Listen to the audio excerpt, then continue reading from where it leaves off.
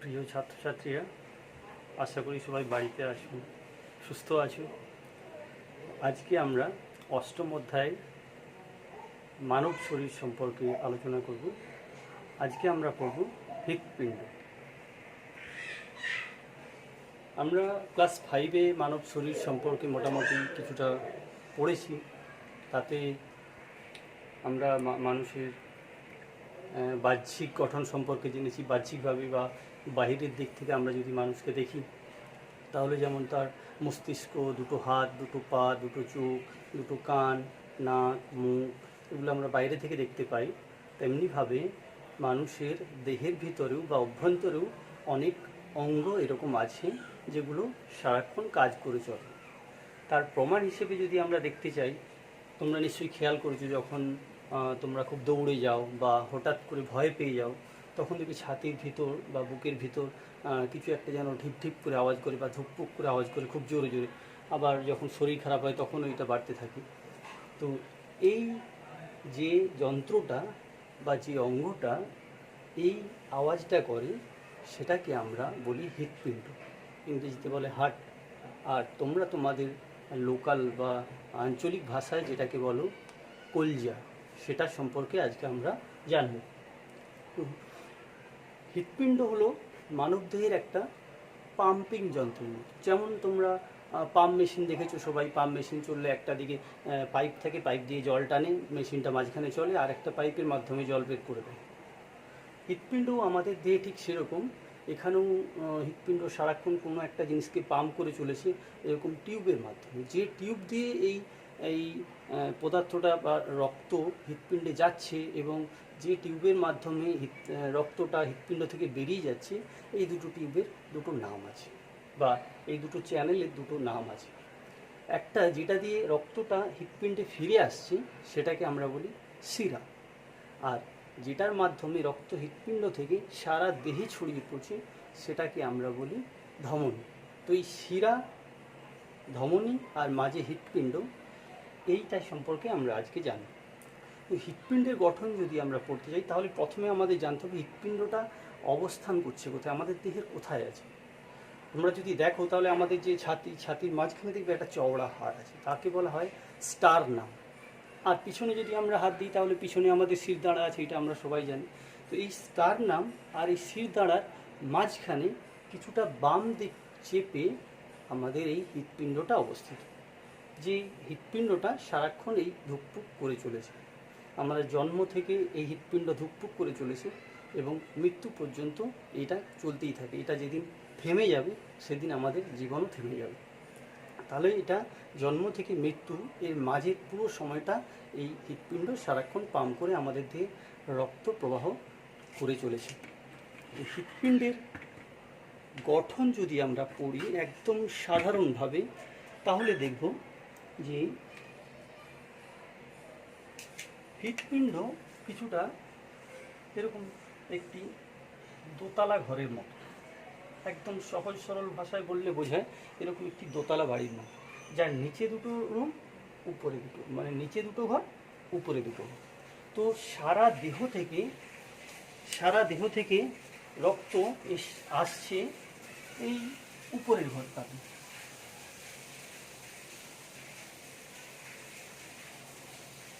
সারা দেহ থেকে রক্ত এখানে এসে জমা হয়। এই যে উপরের ঘর, এটাকে আমরা বলি ডান অলিন্দ। ডান অলিন্দ। তাহলে সারা দেহ থেকে রক্ত, অর্থাৎ তাকে আমরা বলি দূষিত রক্ত বা কার্বন ডাই অক্সাইড যুক্ত রক্ত, ডান অলিন্দে এসে উপস্থিত। এবার এটাকে যদি আমরা একটা সাধারণ হৃৎপিণ্ডের আকার দিই, তাহলে একদম সহজভাবে যদি আঁকি, এই সেই দোতলা ঘর। অ্যাকচুয়ালি আমরা বোঝার সুবিধার্থে একটা চারকোনা দোতলা ঘরের মতো করেছি। হৃৎপিণ্ড হচ্ছে এরকম, যার মাঝখানে এরকম প্রকোষ্ঠ আছে, চার। এবার এই যে দুটো শিরার মাধ্যমে রক্ত ডান অলিন্দে আসছে, এই দুটো শিরা হলো, একটা হলো ঊর্ধ্ব মহাশিরা, এটা হলো ঊর্ধ্ব মহাশিরা,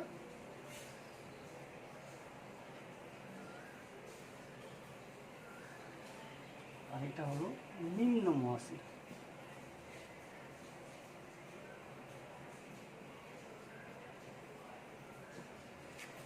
রক্তটা এখানে পৌঁছানোর পর এটা একটা সময় রক্তে ভর্তি হয়ে যায়। ভর্তি হয়ে গেলে এই দোতলার মেঝেতে এখানে একটা দরজা আছে, যে দরজাটা কেবল নিচের দিকে খুলে যেতে পারে, আবার এসে এরকম বন্ধ হয়ে যেতে পারে। অর্থাৎ এখানে একটি পাল্লা আছে, যে পাল্লার মাধ্যমে রক্ত এখান থেকে এখানে নামতে পারে। যখন এটা খুলে যাবে তখন রক্ত নেমে গেল, তারপর আবার বন্ধ হয়ে গেল। এটাকে বলা হয়, এই যে পাল্লাটা একে বলা হয় কপাটিকা। এই কপাটিকা কেবলমাত্র একদিকেই খুলে, কেবলমাত্র নিচের দিকেই খুলতে পারে। তাহলে এখানে রক্ত ভর্তি হয়ে গেলে এই কপাটিকার উপর চাপ দেয়, চাপ দিলে নিচের দিকে খুলে যায়, খুলে গেলে এখানে এসে রক্ত ভর্তি হয়। আমরা পড়ছি সারা দেহ থেকে নিয়ে আসা দূষিত রক্ত বা কার্বন ডাইঅক্সাইড যুক্ত রক্ত তাহলে এখন নিচের ঘরে এসে পৌঁছাবে। এই নিচের ঘরটাকে আমরা বলবো ডান নিলয়। ডান নিলয়। তাহলে রক্ত প্রথমে এসেছিল ডান অলিন্দে অর্থাৎ উপরের ঘরে, সেখান থেকে রক্ত এখন নিচের ঘরে এসে পৌঁছেছে। কি কপাটিকা খুলে যাওয়ার কারণে রক্ত উপরের ঘর থেকে নিচে ঘরে চলে এসেছে।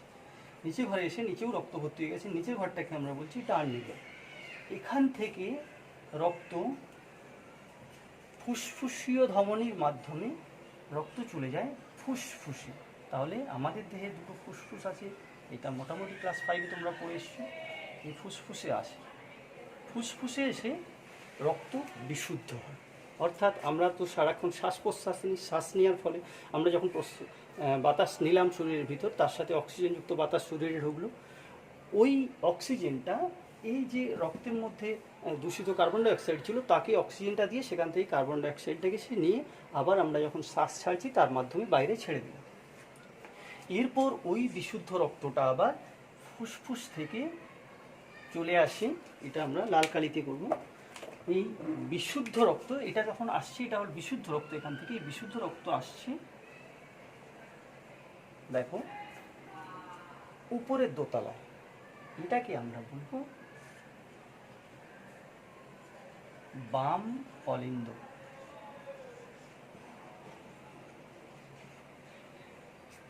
যার মাধ্যমে রক্তটা এলো তাকে আমরা বলবো ফুসফুসীয় শিরা।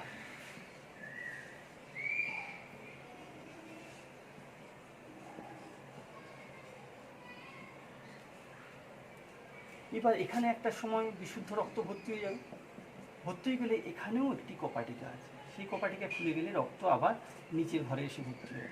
এই নিচের ঘরটার নাম হলো বাম নিলয়।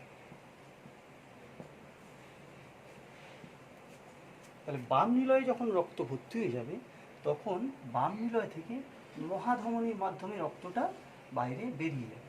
বাইরে বলতে এই মহাধমনির মাধ্যমে রক্ত আমাদের গোটা দেহের মধ্যে ছড়িয়ে পড়বে। গোটা দেহে ছড়িয়ে গেল, আবার গোটা দেহের মধ্যে আমাদের বিপাক ক্রিয়া চলার কারণে আবার রক্ত দূষিত হয়ে পড়লো, তারা আবার এগুলো দিয়ে ফিরে এলো, আবার এই ঘটনাটা ঘটতে থাকে। এইটা সবসময় চক্রাকারে আমাদের দেহে ঘটতে থাকে।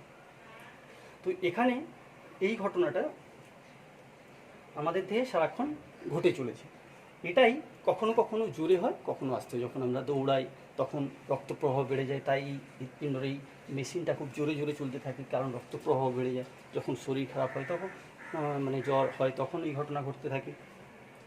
এই হলো হৃৎপিণ্ডের একটা স্বাভাবিক গঠন, যেইভাবে সে কাজ করে চলেছে। তাহলে আমরা এখান থেকে কি কি পেয়েছি? হৃৎপিণ্ড যদি এবার এখানে আমরা দেখি এই গঠনটার মাধ্যমে, এই একটা হৃৎপিণ্ড যার উপরে দুটো প্রকোষ্ঠ, নিচে দুটো প্রকোষ্ঠ। উপরেরটাকে এটাকে কি বলেছিলাম? এটাকে বলেছিলাম ডান অলিন্দ, আর এটা বাম অলিন্দ। এটা ডান নিলয়, এটা বাম নিলয়। এবার যদি আমরা এদিকে তাকাই তাহলে দেখব যে সমস্ত দূষিত রক্তটা হৃৎপিণ্ডের বাম দিকেই রয়ে যাচ্ছে। এই তো এখানে এসে ভর্তি হয়েছিল, কার মাধ্যমে? ঊর্ধ্ব আর নিম্ন মহাশিরার মাধ্যমে রক্ত এখানে এসে ভর্তি হয়েছিল। সেই রক্তটা এখান দিয়ে এখানে এসে এখানে ভর্তি হয়েছিল। তার মানে হৃৎপিণ্ডের বাম দিকটা দেখো সবসময় দূষিত রক্ত নিয়ে যাচ্ছে। আবার ডান দিকটা যদি আমরা দেখি, ফুসফুসীয় শিরার মাধ্যমে রক্ত এখানে এসেছিল, সেটা বিশুদ্ধ রক্ত, এটা ভর্তি হয়েছিল, এখান থেকে রক্ত নিচে নেমেছিল, এটা ভর্তি হয়েছিল, এখান থেকে রক্ত মহাধমনির মাধ্যমে গোটা দেহে ছড়িয়ে পড়েছিল। তাহলে হৃৎপিণ্ডের পরিষ্কার আমরা দুটো দিক দেখতে পাচ্ছি। একটা দিক হৃৎপিণ্ডে সবসময় দূষিত রক্ত বহন করে, আর একটা দিক সবসময় বিশুদ্ধ রক্ত বহন করে। তো এখান থেকে জানতে হবে আমাদের যে হৃৎপিণ্ডের বাম দিক, হৃৎপিণ্ডের ডান দিক সবসময়, বা ডান অলিন্দ এবং ডান নিলয়, হৃৎপিণ্ডের ডান দিক সবসময় দূষিত রক্ত বহন করে এবং হৃৎপিণ্ডের বাম দিক সবসময় বিশুদ্ধ রক্ত বহন করে। তাহলে এখানে আমরা কী কী জানলাম? একটা জানলাম হৃৎপিণ্ড। হৃৎপিণ্ড কী না, হৃৎপিণ্ড একটা আমাদের শরীরে অবস্থিত একটা পাম্পিং যন্ত্র, যে সারাক্ষণ পাম্প করে গোটা দেহের মধ্যে রক্তকে ছড়িয়ে দিচ্ছে। 2 নম্বর কী জানলাম? যে রক্ত ধমনী, যে চ্যানেলের মাধ্যমে বা যে টিউবের বা পাইপের মাধ্যমে রক্ত হৃৎপিণ্ডে আসছে সেটাকে আমরা বলছি শিরা, আর যে পাইপের মাধ্যমে রক্ত হৃৎপিণ্ড থেকে গোটা দেহে ছড়িয়ে পড়ছে তাকে আমরা বলেছি ধমনী। তাহলে শিরা সবসময় দূষিত রক্ত বহন করছে আর ধমনী সবসময় বিশুদ্ধ রক্ত বহন করছে। তবে এর একটা ব্যতিক্রম আছে, সেটা হলো ফুসফুসীয় শিরা। এক্ষুনি আমরা দেখেছিলাম এই যে ফুসফুসীয় শিরা, এই ফুসফুসীয় শিরা বিশুদ্ধ রক্ত নিয়ে এসেছিল। আর দেখব এই যে ফুসফুসীয় ধমনী এখান থেকে এখানে গিয়েছিল, এই ফুসফুসীয় ধমনী দূষিত রক্ত নিয়ে গিয়েছিল। এই দুটো বাদ দিলে সবসময় ধমনী বিশুদ্ধ রক্ত বহন করে এবং শিরা দূষিত রক্ত বহন করে।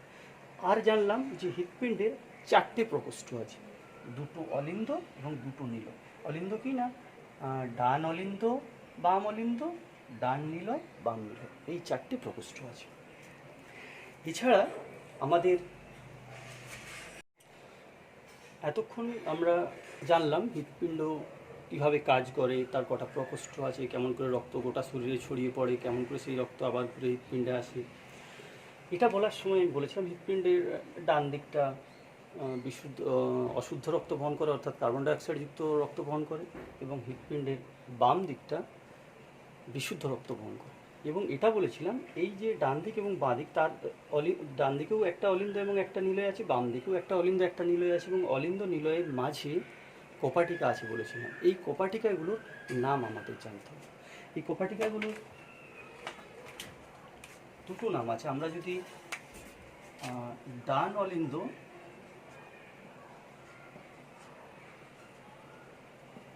ও ডান নিলয়,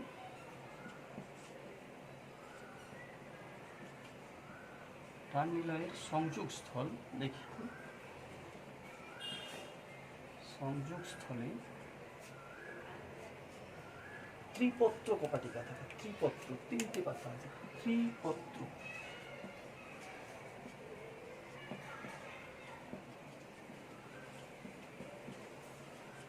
ত্রিপত্র কোপাটিকা থাকে। আর বাম অলিন্দ ও বাম নিলয়ের সংযোগস্থলে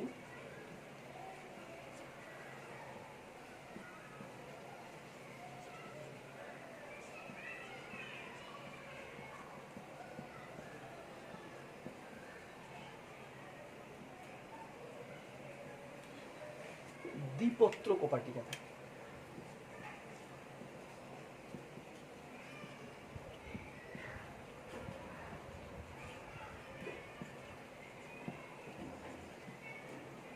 তাহলে আমরা যদি সেই সহজ সরল ছবিটার দিকে যাই, যেখানে দোতলা বাড়ি এঁকেছিলাম,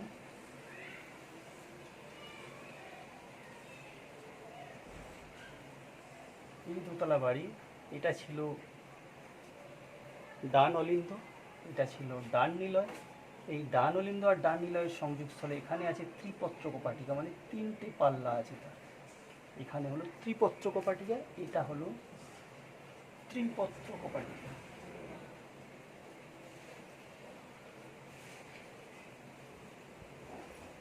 আর এটা ছিল বাম অলিন্দ, বাম নিলয়, এদের সংযোগস্থলে থাকে দ্বিপত্র, ছিল দ্বিপত্র কোপাটিকা।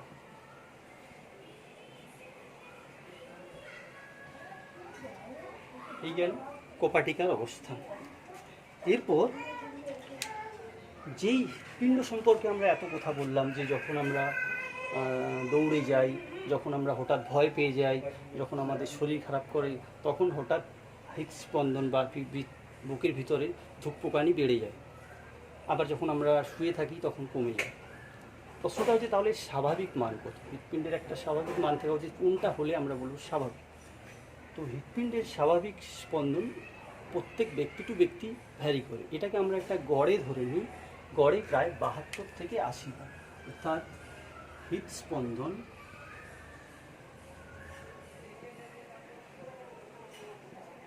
গড়ে 72 থেকে 80 বার এর মধ্যেই প্রত্যেকের থাকে, গড়ে 72 থেকে 80 বার।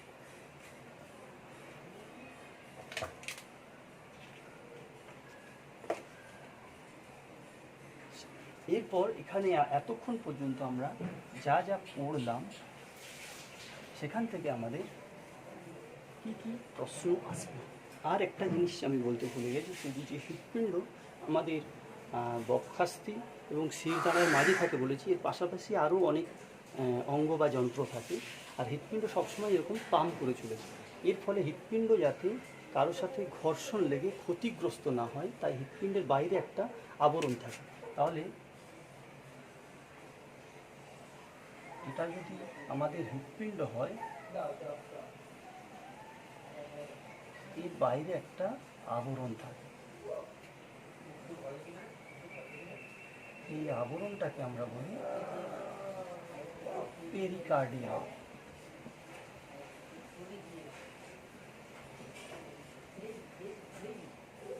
তাহলে এখান থেকে যে যে প্রশ্নগুলো খুবই গুরুত্বপূর্ণ সেগুলো আমাদের নথিভুক্ত বা লিপিবদ্ধ করে নিতে হবে। সেটা হলো 1 নম্বর,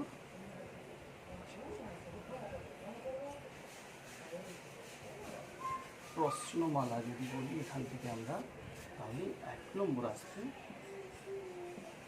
হৃৎপিণ্ডের কয়টি প্রকোষ্ঠ থাকে।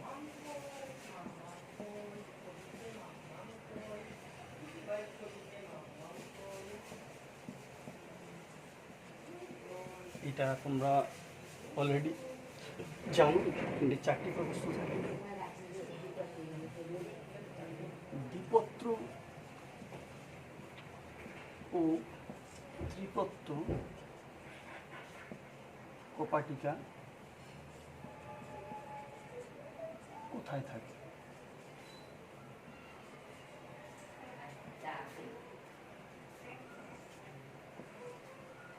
শিরা ও ধমনী বলতে কি বুঝো?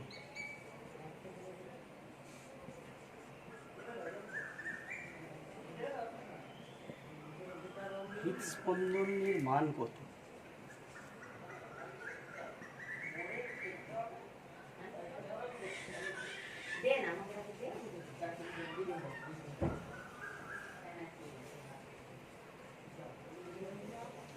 এছাড়াও আরও কিছু প্রশ্ন হয়, আপাতত তোমরা এই কতগুলো প্রশ্ন বাড়িতে পড়ো। আর যদি নতুন কিছু প্রশ্ন থাকে তাহলে আমাকে জানাও। আজকে এই পর্যন্ত।